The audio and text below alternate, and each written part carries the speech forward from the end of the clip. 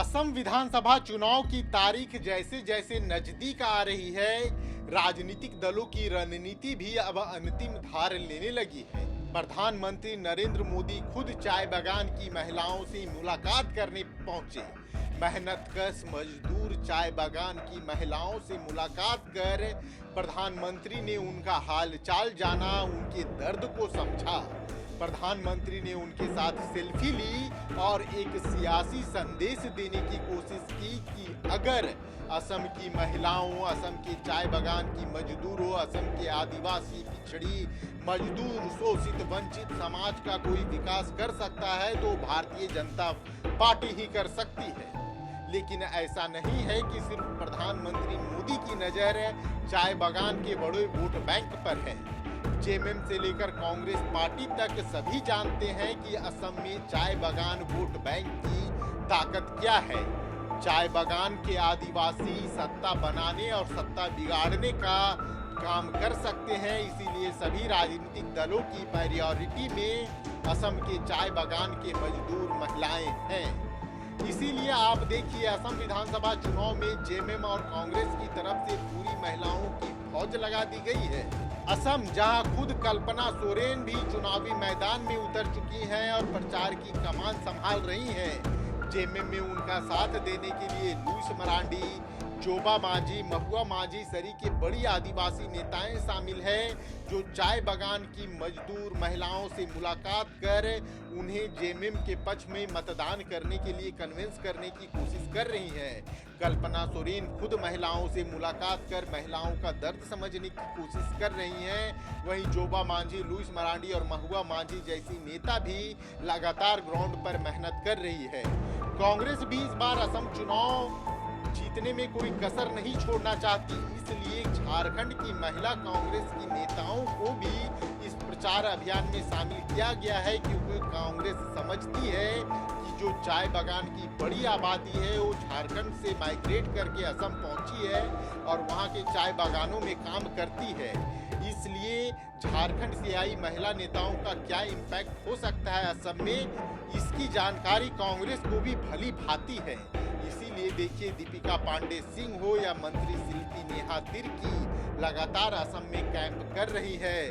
विधायक ममता देवी हो या फिर पूर्व मेयर रमा खलको भी चुनावी अभियान में शामिल, इन दो नेताओं को भी चुनावी अभियान में शामिल किया गया है।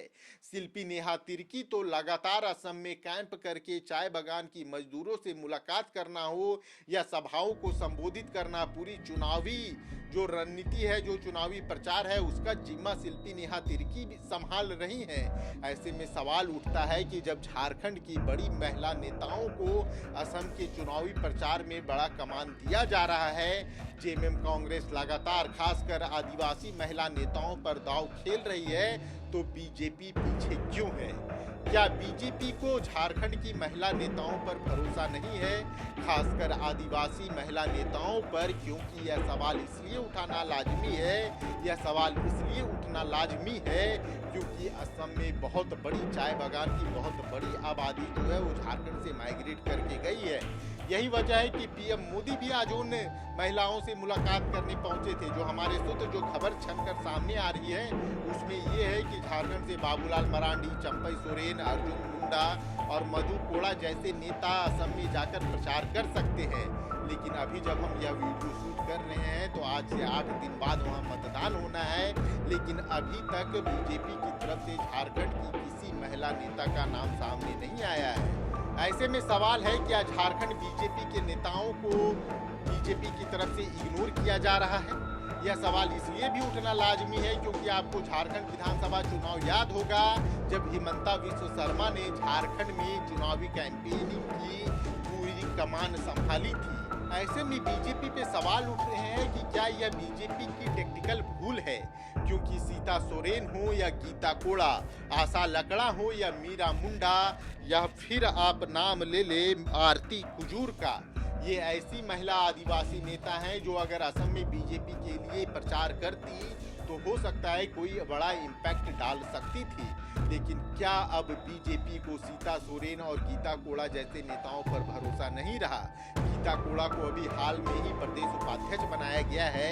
इसके बाद भी असम चुनाव में किसी भी महिला आदिवासी नेता को प्रचार के लिए शामिल नहीं करना, वो भी झारखंड से बीजेपी की रणनीति पर कई सवाल खड़े करता है। क्या बीजेपी को अब झारखंड की महिला नेताओं पर भरोसा नहीं रहा? यह सवाल है, क्योंकि असम में कोई भी आदिवासी महिला लीडर अभी तक जो जानकारी मिल रही है उसमें तो प्रचार करने के लिए नहीं पहुंची हैं, या उनके जाने की भी कोई संभावना नहीं है। ऐसे में देखना होगा कि अभी अंतिम के जो कुछ दिन बचे हैं उसमें क्या बीजेपी झारखंड की किसी महिला आदिवासी नेता को असम में बुलाकर चुनावी कैंपेनिंग का जिम्मा देगी, उन्हें चुनावी कैंपेनिंग में कोई रोल देगी। आपको बीजेपी का यह फैसला कैसा लगता है, यह हमें कमेंट कर जरूर बताइएगा। धन्यवाद। जोहार।